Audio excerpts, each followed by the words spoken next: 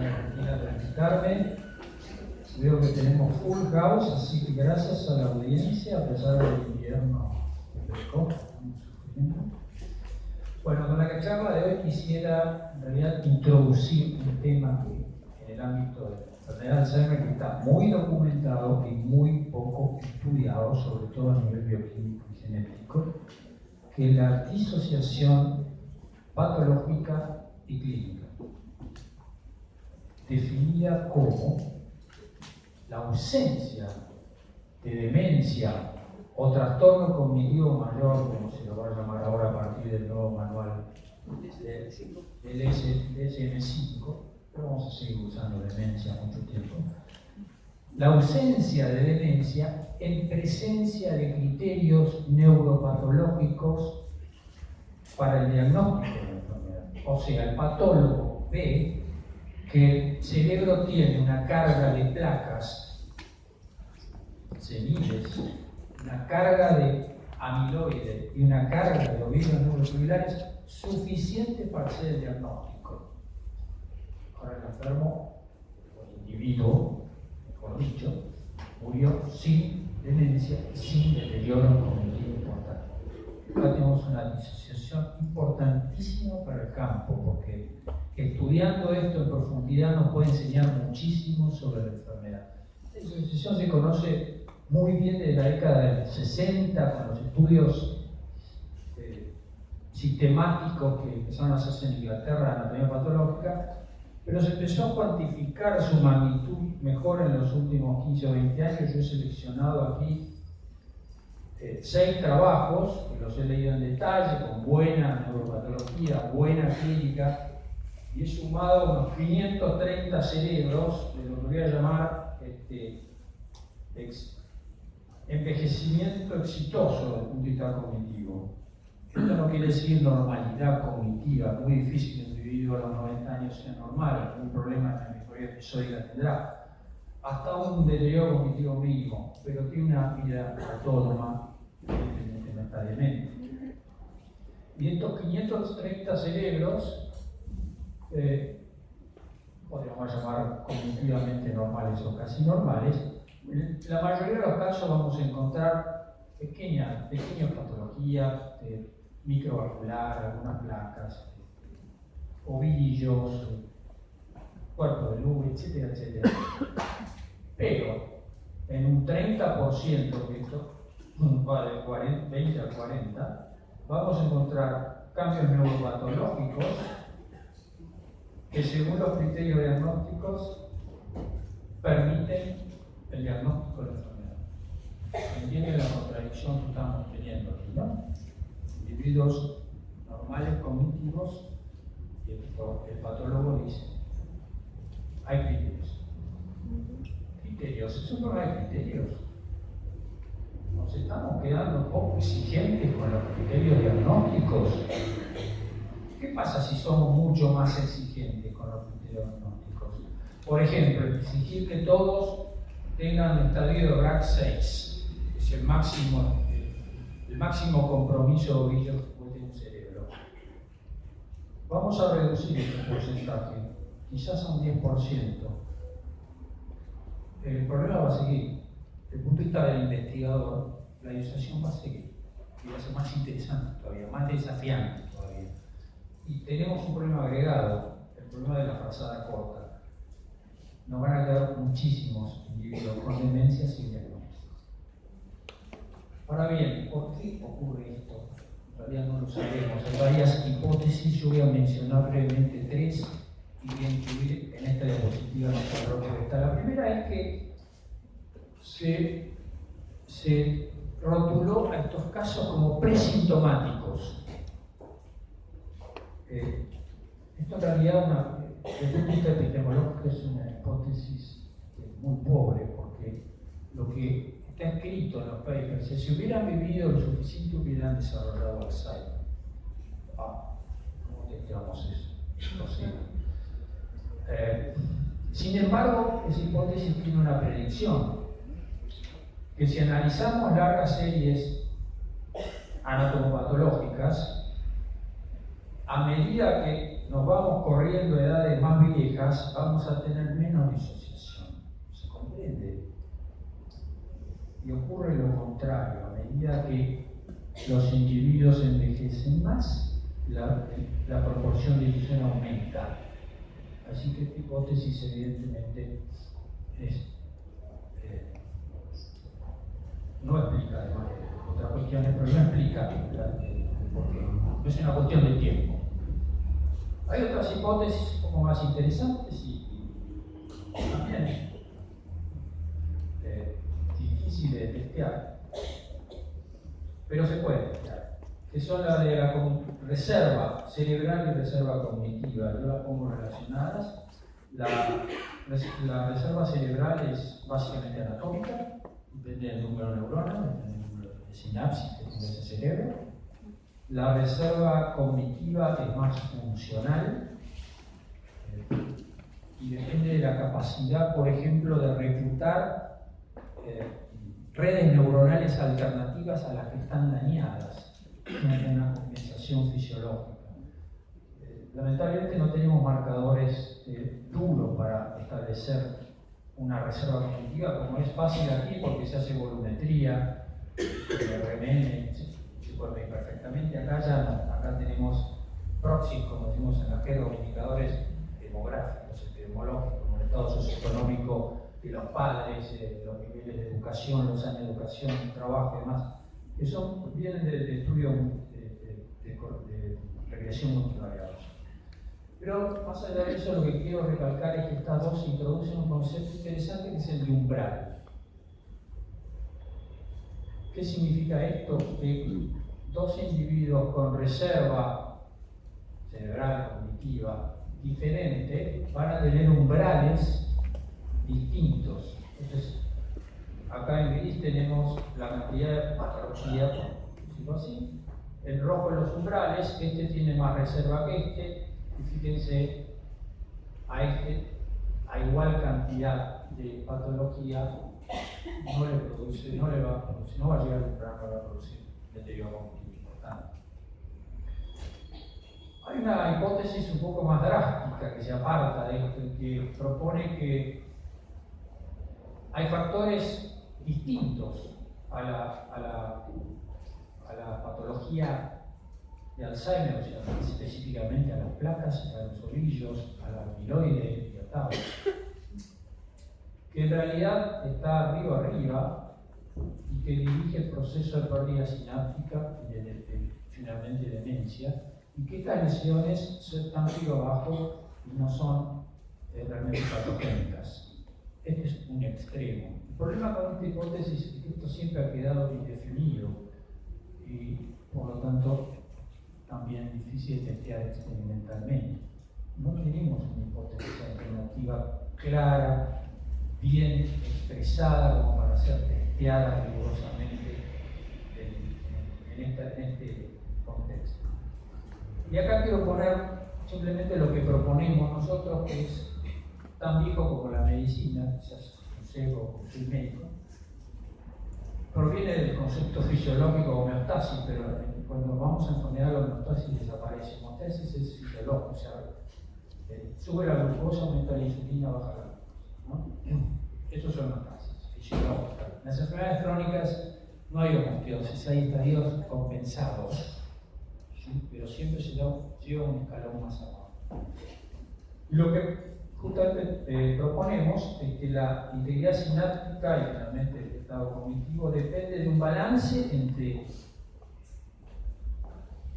vías neurotóxicas y compensatorias o protectivas. Es casi de perogrullo, es simplísimo, pero el desafío es poner aquí nombres propios. Y los nombres propios los vamos a buscar con experimentos muy sencillos. Lo que les voy a mostrar hoy, los resultados, son niveles de proteínas en muestras del cerebro, individuos que murieron por lo menos a los 90 años de edad, con demencia o sin demencia, estamos usando el criterio 4 del DSM, porque porque el año que se hizo el estudio. En todos los casos había niveles altos o intermedios de neuropatología de Alzheimer, de acuerdo al criterio del Instituto del Envejecimiento de Estados Unidos y la Alzheimer Association. Esto le permite al patólogo hacer el diagnóstico de la enfermedad. Y por supuesto, en ausencia de otras patologías. De modo que vamos a comparar dos grupos. Uno con demencia, otro sin demencia, y ambos comparten placas y ovillos suficientes para el diagnóstico. ¿Cómo se llaman? Lo van a encontrar en literatura de distinta manera. Nosotros elegimos alta patología, controles con alta patología. Otros lo llaman mismatches, algo que no va al par. Otros lo llaman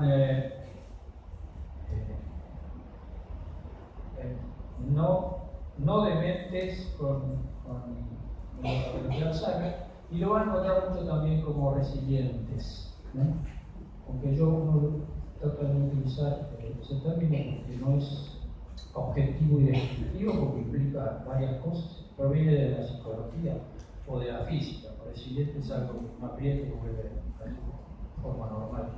Así que nosotros vamos a usar esta terminología y vamos a partir de ahora solamente alta patología. El estudio que le voy a mostrar lo hicimos en colaboración con la gente del Banner St. Health Research Institute en Arizona. Este instituto tiene un muy buen sistema de reclutamiento y seguimiento que incluye que el paciente, cuando es reclutado, o el individuo cuando es reclutado, lleva todos los años un estudio neurocognitivo completo y clínico neurológico, y además dona su cerebro, y con una ventaja, que el hospital donde se los interna está cruzando la calle del instituto, o sea que el intervalo post-mortem de estas piezas, de estas muestras, es muy corto, es muy importante para que vean. Además de los criterios que mencioné en la diapositiva anterior, le agregamos otro que le pedimos al neuropatólogo que a ciegas nos seleccione aquellos casos con la mayor cantidad de patología de placas seniles, con altísimos scores, el máximo es 15 y tenemos un score muy alto para los dos grupos. Desde ya este es un estudio piloto pequeño por varias razones. Ahora van a ver que hay 3 trabajos publicados referidos a esto, y todos tienen pocos individuos, porque realmente no es fácil hacer una buena selección para compararlos, y son muy laboriosos.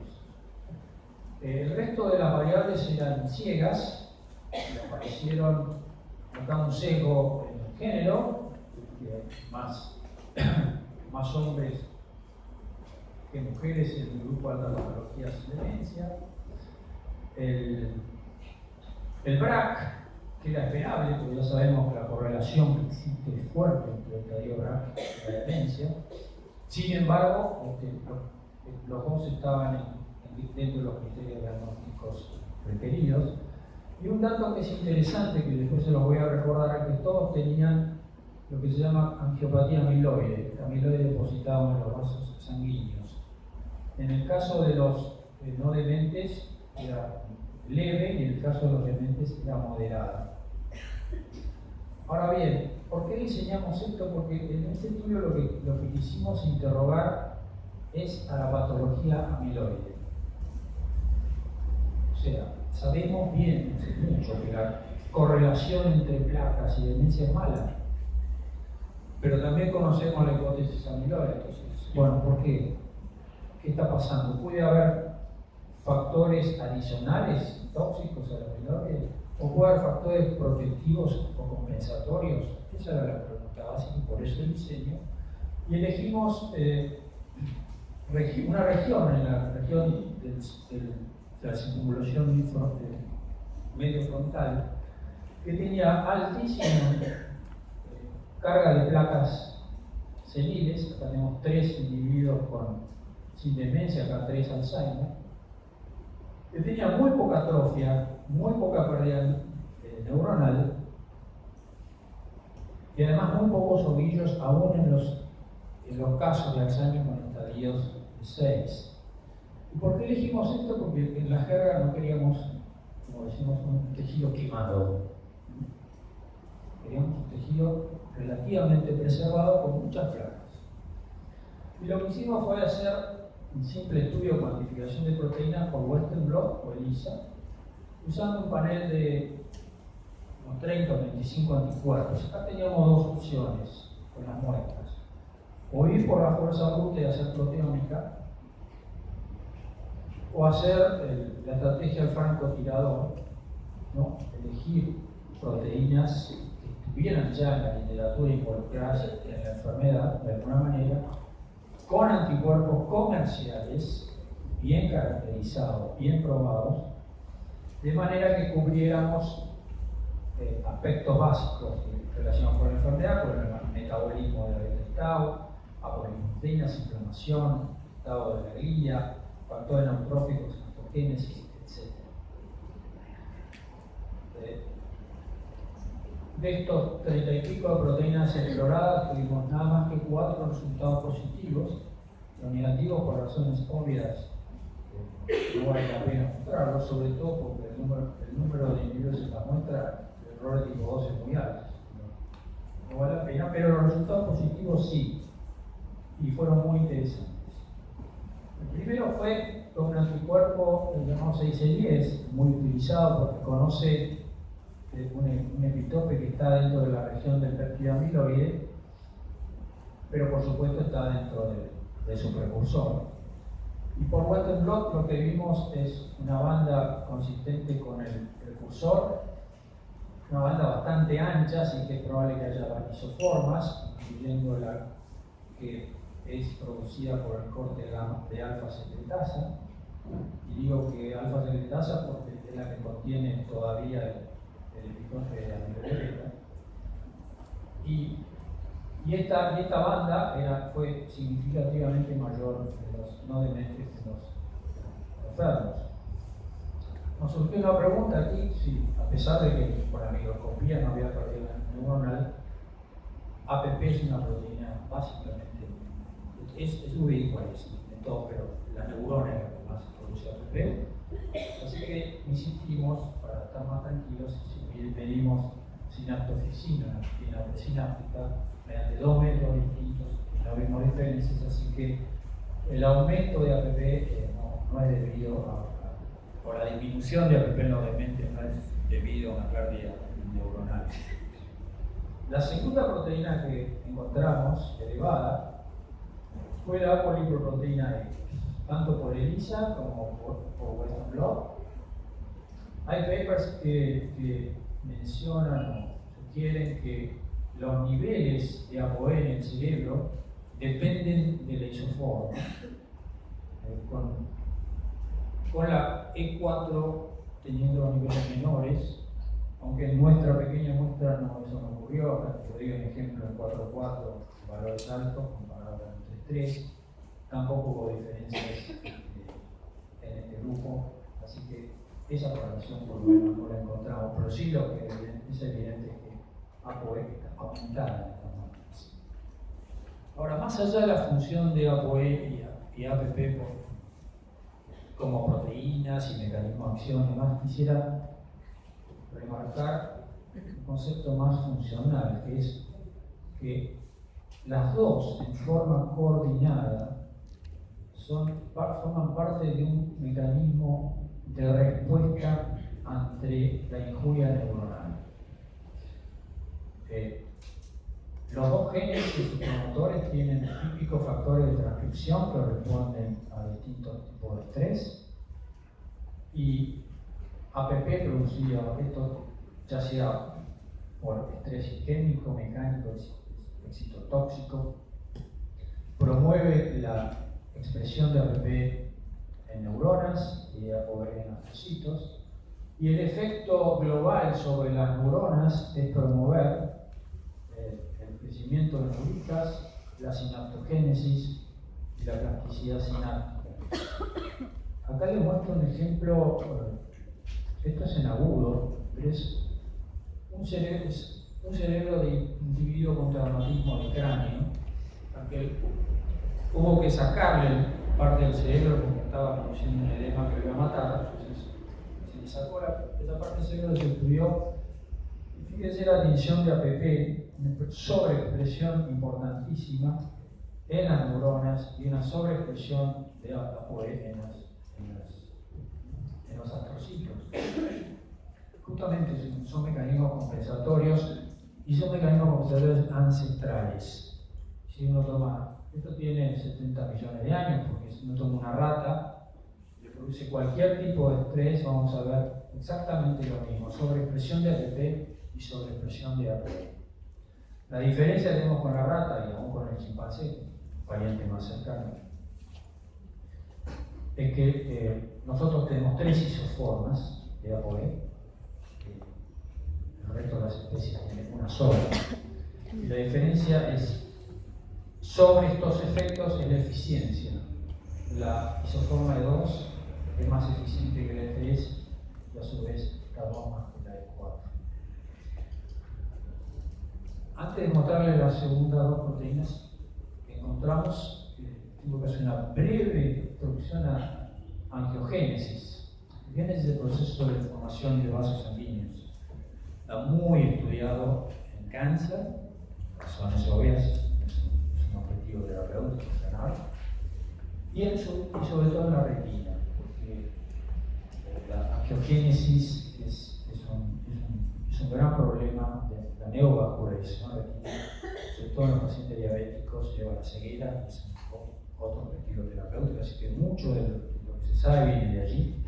Los estímulos más potentes son la hipoxia y los niveles bajos de glucosa,